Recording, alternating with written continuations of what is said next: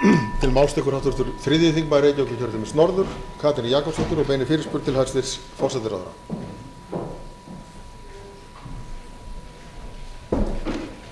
Virðulegi forseti, ég beini máli mínu til hæstvirts forsætisráðherra sem leiðtoga ríkisstjórnarinnar vegna þeirrar umræðu sem orðið hefur í samfélaginu að undanförnu skattastefnu og skattrannsóknir. Við höfum talsvert rætt hér kaup á gögnum, það hefur verið rætt, hér var umfjöllun í gær glufur í skattalöggjöfinni og mig langar að spyrja hæstv. forsætisráðherra í ljósi þess að hér að ræða stórt réttlætismál.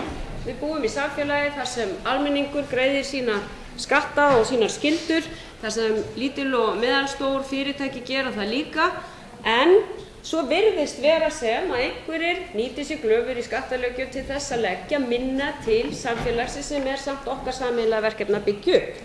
Og mig langar að spyrja hæstv. forsætisráðherra sérstaklega það að hér var á síðasta þingi frumvarpi vísað til ríkisstjórnarinnar af hv. efnahags- og viðskiptanefnd, frumvarpi sem ég lagði fram svokallaða þunna eiginfjármögnun sem snýst það að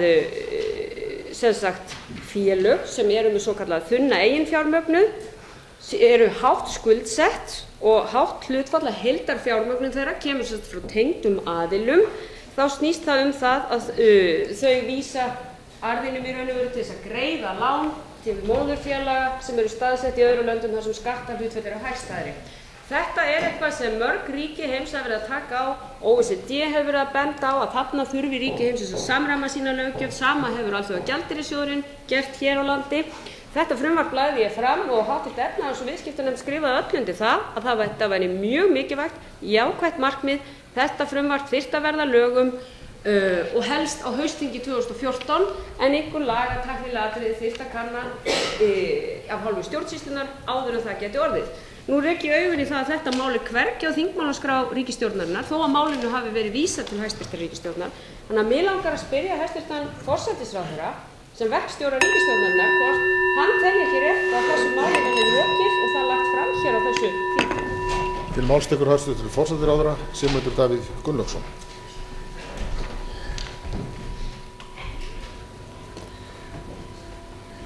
Virðulegur forseti, ég ætla ekki að ræða hér tiltekin mál, tiltekinna fyrirtækja, enda hef ég ekki forsendur til þess, en vil þó taka skýrt fram að ég tel að ég og hv. fyrirspyrjandi séum sammálum að stefna ber að því að hámarka skatttekjur ríkisins af þeirri starfsemi sem hér fer fram, en þar að ýmsu að hyggja, meðal annars því að ríkið má ekki skattpína fyrirtækja að því marki að menn veigri sér við að fjárfesta á Íslandi.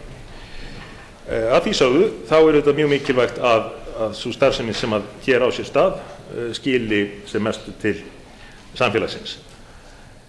Það hins vegar óhjákvæmilegt að setja þetta í samhengi við umræðu sem að hefur átt sér stað undanfarin ár erlenda fjárfestingu. Það sem að við framsóknarmenn höfum bent á að þó að erlend fjárfesting væri vissulega mikilvæg og eftirsóknarverð og við legðum okkar á mörkum til að reyna að ýta undir hana, þá hefði hún þó ákveðna galla sem að ekki væri að finna í innlendri fjárfestingu. Þegar við höfum reynt að benda á þetta þá höfum stundum verið sakaðir að vilja loka landinu, eins fráleitt og það kann að virðast. En einn af göllunum við erlenda fjárfestingu einmitt sá að eðli málsins samkvæmt, virðulegur forseti, og ekki hægt að setja út á það, eðli málsins samkvæmt vilja erlendu fjárfestarnir ná fjárfestingu sinni tilbaka og það með vöxtum. Og með betri vöxtum heldur við gætu fengið úr því að leggja peningana inn á bankabók. Með öðrum orðum, virðulegur forseti, að erlend fjárfesting hefur ýmis einkenni erlendrar lántöku. Þetta þarf að hafa í huga.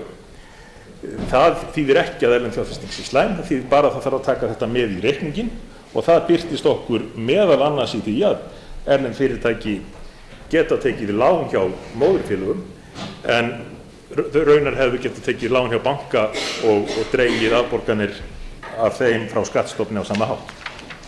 Til máls tekur hv. 3. þingmaður Reykjavíkurkjördæmis norður, Katrín Jakobsdóttir.